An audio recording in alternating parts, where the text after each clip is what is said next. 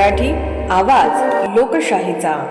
विटा शहरात आरोग्य सेवेचा विश्वासार्ह आधार आदिती मल्टी स्पेशालिटी हॉस्पिटल संचलित बंडगर हॉस्पिटल विटा, महात्मा फुले जन आरोग्य योजना, आयुष्यमान भारत व बांधकाम कामगार योजनेअंतर्गत शस्त्रक्रिया आणि उपचार पूर्णपणे मोफत, हाडांवरील सर्व प्रकारचे ऑपरेशन्स, वेदना निवारणासाठी ब्लॉक इंजेक्शन, डायलिसिस, मूतखड्यावरील सर्व प्रकारचे ऑपरेशन व उपचार, जनरल सर्जरी, अपेंडिक्स, हर्निया, मूळव्याधवरील ऑपरेशन व उपचार पूर्णपणे मोफत। सावरकर नगर, खानापूर रोड, विटा। संपर्क आपल्या स्क्रीनवर। सांगली जिल्ह्यात संभाव्य दुष्काळ सदृश परिस्थितीच्या पार्श्वभूमीवर पाणी नियोजनाला वेग देण्यात येत आहे। आज वारणाली येथे आमदार रोहित आर पाटील यांनी जिल्ह्यातील प्रमुख पाणी योजनांचा सविस्तर आढावा घेत प्रशासनाला महत्त्वाच्या सूचना दिल्या।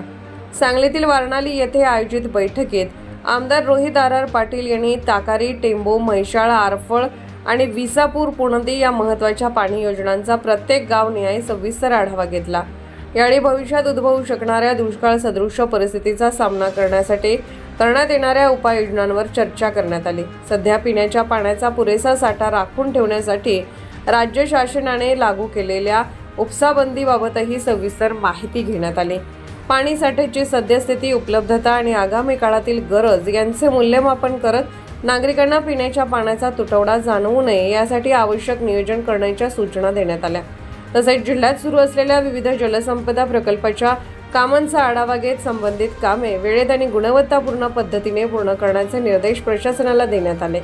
जलसंपदा प्रकल्पांची कामे गतीने पूर्ण झाल्यास भविष्यातील पाणी टंचाईवर मोठ्या प्रमाणात मात करता येईल असा विश्वास यावेळी व्यक्त करण्यात आला। दुष्काळाचे संभाव्य संकट लक्षात घेऊन पाणी नियोजन आणि जलसंपदा प्रकल्पांना गती देण्यावर भर देण्यात येत असून प्रशासन आणि लोकप्रतिनिधी यांच्यातील समन्वयातून नागरिकांना पाणीपुरवठा सुरळीत ठेवण्याचा प्रयत्न सुरू असल्याचे चित्र पाहायला मिळत आहे। लोकन्यूज मराठी प्रतिनिधी सांगली।